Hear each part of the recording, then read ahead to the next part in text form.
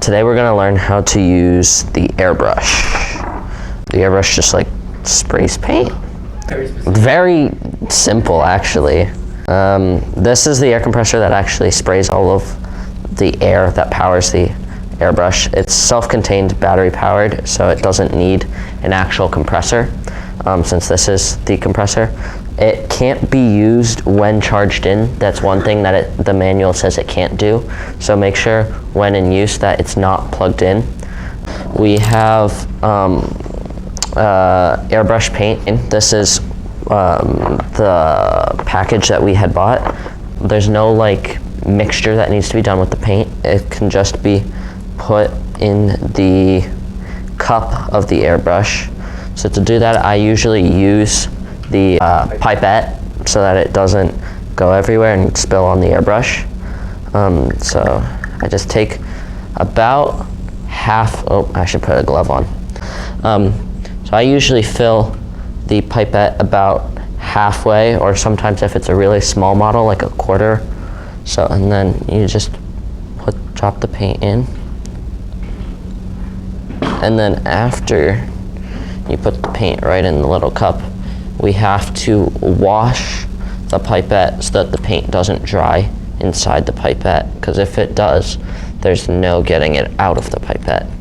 So I usually screw back on the cup lid so that if it gets like knocked over or whatever, it doesn't spill out. And then I just take the pipette over to the sink and I just run water over the outside and give it a little like scrub a little bit. But then to clean out the inside, I just like suck the water out of the stream for a little bit and then just do like a couple squirts with it until the water starts coming out clean.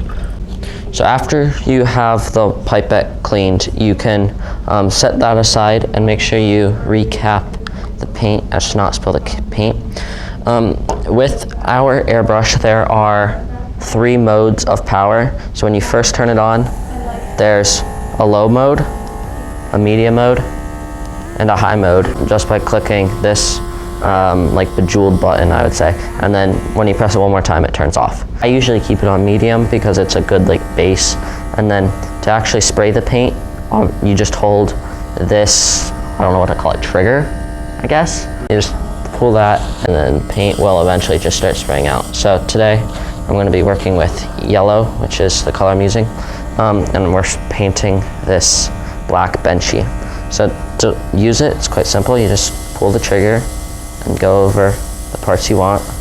I'm using a glove because I've already sprayed my finger, which wouldn't be good if I wasn't wearing a glove, because then I'd have paint all over myself. But it is non-toxic, correct? It is non-toxic, but I mean, I don't think you want to go to class with a yellow finger.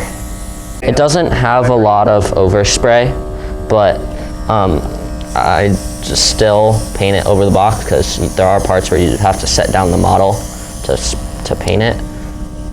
And sometimes you have to shake the airbrush to get a little bit more paint back down into the bottle. But when airbrushing, the paint takes about 20 to 30 minutes to dry. So if you do multiple coats, which I usually don't have to do multiple coats, but this model looks like I might have to. If you are to do multiple coats or you're just waiting for it to dry, it will usually take like 20 to 30 minutes to dry. Sometimes you get that like splatter effect going on, and that's just a matter of you have to hold the airbrush a little bit farther away from the model, but sometimes it just still continues to happen.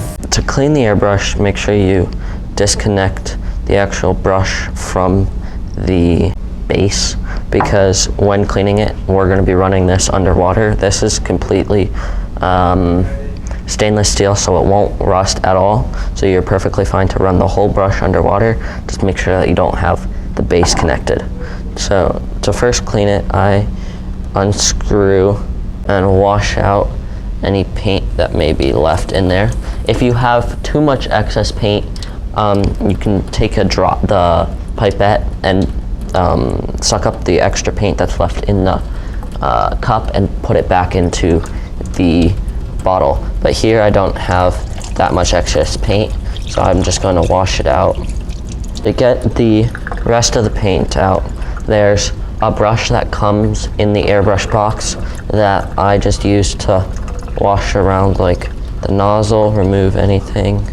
You gotta make sure that you get all the paint out, otherwise the nozzle will clog and the airbrush won't function properly. But then where the cup connects to the actual brush part, there's a little hole that needs to be cleaned with one of the bigger brushes. So that's what I do. I just do a few times around in there with some water to get that out.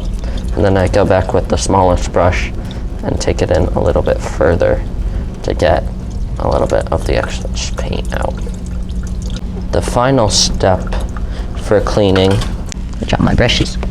so we're gonna put water in the cup and run it a few times through the brush until the water sprays out clean. So to do that, I just attach the cup back to the brush, fill it up with a little bit of water, grab a paper towel,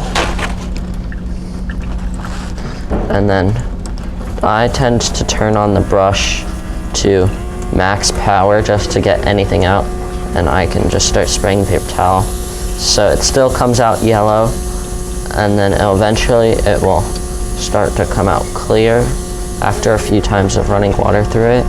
So now the water's coming out clean, and that means that there's no more paint left in the brush. So now your cleaning process is complete. So you can turn off the airbrush, detach the airbrush, and that's your process of airbrushing.